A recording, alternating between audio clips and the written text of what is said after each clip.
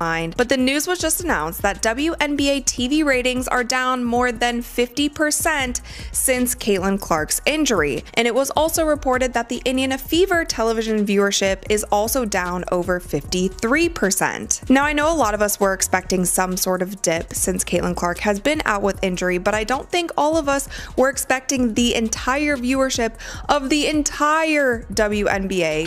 Like Netflix without Wi-Fi, the WNBA just learned the hard way that life would be an absolute misery and unwatchable without Caitlin Clark. Post-season ratings drop 1% faster at 2 a.m. than the battery life of your phone. At the moment, the league is desperately attempting to determine how to maintain fan engagement. Did they really vanish into thin air, or did viewers just switch to pickleball highlights? This playoff disaster is more fascinating than today's reality TV reunion, so stay tuned. Is there any chance that the WNBA, that Kathy Engelbert saw some of the ratings that I'm about to show you now and said, hey, Indiana Fever, can you do us a favor? Can you do us a solid? Can you just tease a Caitlin Clark return, kind of boost these up a little bit? Can you just dangle a Caitlin Clark return in front of the fans' faces, try to boost these ratings up a little bit? There was one matchup that this league can consistently rely on to produce massive viewership. This season was meant to be the pivotal year, the one in which the WNBA came out of the shadows and proved that it could compete with the other leagues. Instead, the league appears to have made a massive mistake in planning, fell in a bucket of nacho cheese, and then tried to make it look like it was all part of the plan. A shocker. Imagine my surprise. Just imagine my surprise when Uncle Casey found out that the WNBA is struggling to maintain their ratings without Caitlin Clark. To make matters worse, and this is something I have definitely noticed in the last 3 or 4 weeks, especially since the All-Star game, the WNBA seems to be struggling to maintain interest. Let's be straightforward. The WNBA season has been both spectacular and devastating. A commissioner who seems to believe that player health is merely a suggestion, a number of injuries, and foul calls that appear to have been made by referees wearing legally broken glasses were all there when you were watching the basketball game. You most likely tuned out the moment if you were watching for amusement. Because her ankles appear to have been deemed public property by her attorneys, who treat her like a human crash test dummy, Caitlin Clark spent more time on the bench than in court. Think about Caitlin Clark. The operative word that comes to my mind is gratitude. There's an incredible level of gratitude that should be accorded to this young lady with what she did for the sport. How was the attendance for Team USA in the Olympics? What would it have been like if Caitlin Clark was playing on that team? Remember the first game? Look at this right here. National broadcast viewership. What are we talking about here? 1,000, what is that? 1.219? Is that the number? And the game afterwards got 485,000. So the Fever and their game against the Minnesota Lynx was 1.219 million. When the most thrilling aspect of the season has been fans attempting to determine whether the league will disintegrate before the playoffs are over, you know something is amiss.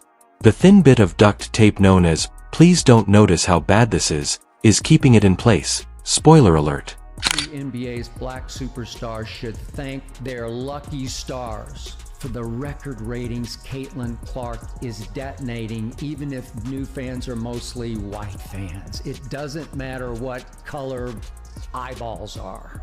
But the other day, I must admit, it hit me like Katie Bell Henderson telling me that's enough. I told myself it's not racist for me to like. Speaking of awful, what about the calls that were officiated? Yes, it appears like this season's referees were taken from a mall food court during lunch rush. As they consider whether to call a flagrant foul, one of them is still munching on a piece of Sparrow pizza. It appears that another person believed they were hired to officiate a roller derby. The consistency lies in the middle of Fortune Cookie and Magic 8 Ball. A single game is worthless. Someone who sneezes too forcefully during the following game will be kicked out. This year, if the officials had their own player stat line, it would show turnovers and 0 questionable calls in each and every possession. The WNBA has a problem. And that problem is Caitlin Clark not playing in WNBA games. Now, what all does this affect? The ratings are plummeting. Guys, there's ratings for a couple of these games that are eye-popping. Let's move on to the injuries, as the WNBA this season appears to be more of an orthopedic surgeon's Christmas wish list than a basketball league.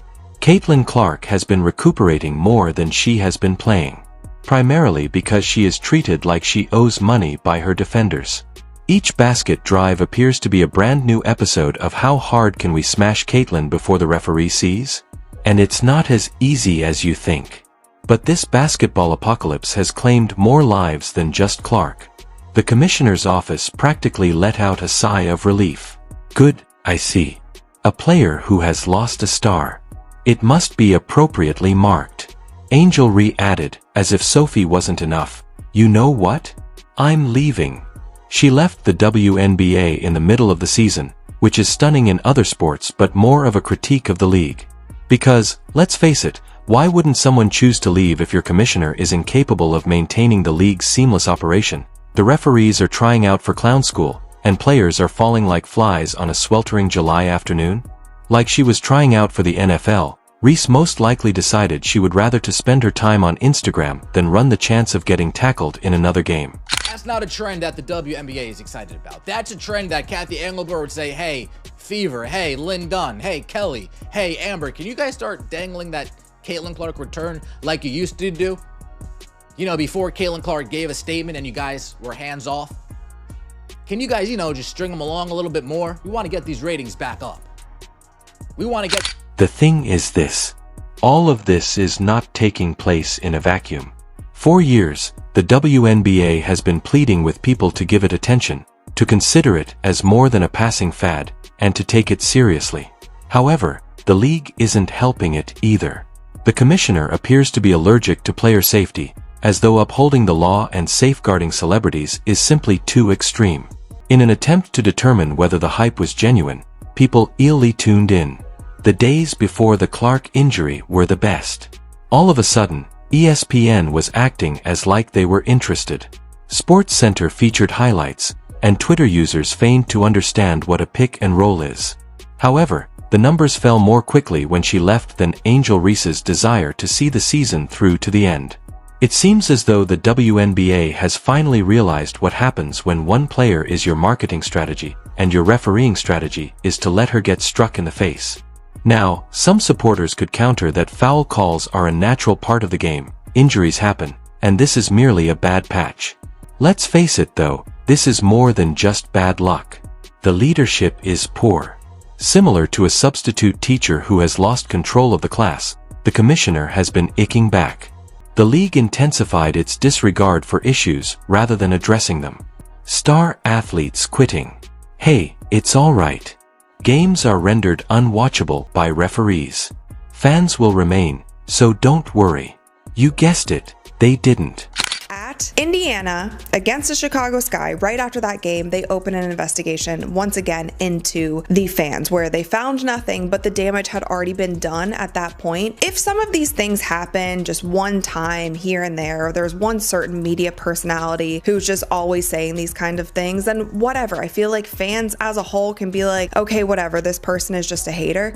But this is something that has happened over and over and over again, and over time, it starts chipping away at how much you're going to actually care and want to support an organization if they continue to do. The players who remain healthy are compelled to participate in matches that resemble professional wrestling and rugby more than basketball.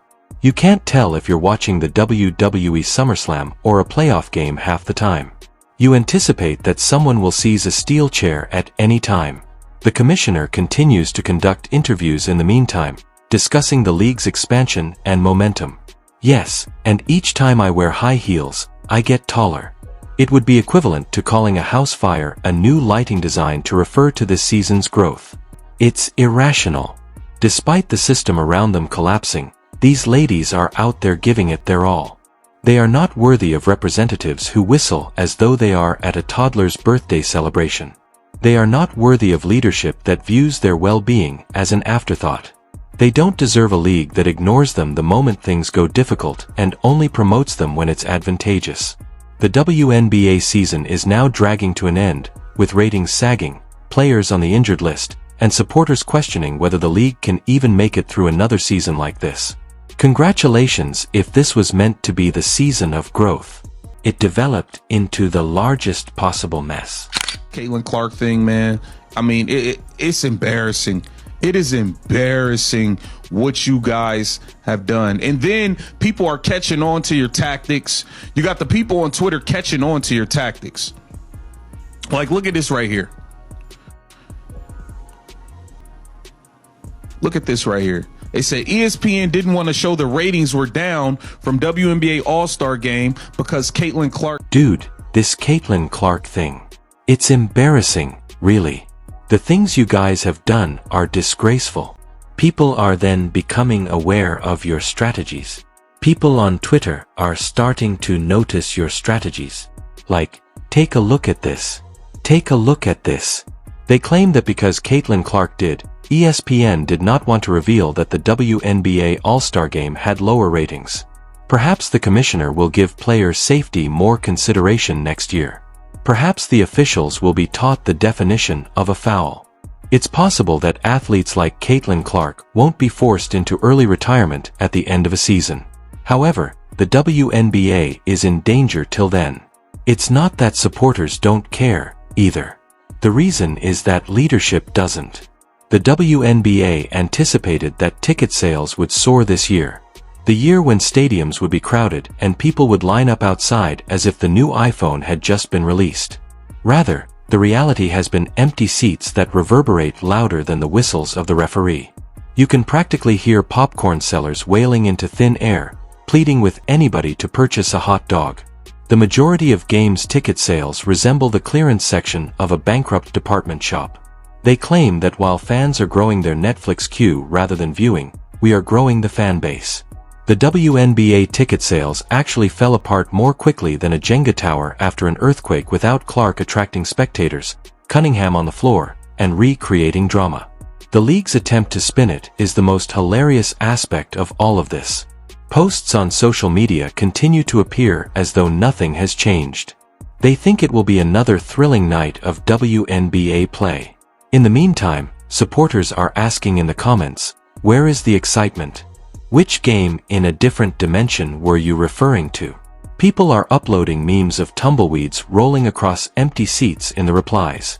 When your own marketing tweets turn into a comedy act for followers who have obviously lost all hope, you know something is wrong. Not to be overlooked is the commissioner herself. Her act of pretending everything is fine is worthy of an Oscar. She appears on television to discuss how the league is in its strongest position ever. That would be equivalent to the Titanic's captain boasting about how beautiful the ship appears underwater. Technically speaking, it is still floating, but not in the manner you desire. Like a magician trying to divert your attention with card tricks while the entire theater is on fire, the commissioner has turned into a master of denial. Additionally, she remains silent, or worse, responds with a prefabricated statement about examining our protocols when people criticize her, demand accountability for all the injuries, the awful officiating, and the glaring lack of player protection. Medical personnel arrive like the moon landing. Suddenly, references remember how to enforce the rules. The league goes to great lengths to safeguard its Evenu narrators. Because, guess what? No one will watch if you don't have stars. Ratings perish without your stars. Ticket sales plunge when your stars are absent. It isn't too difficult.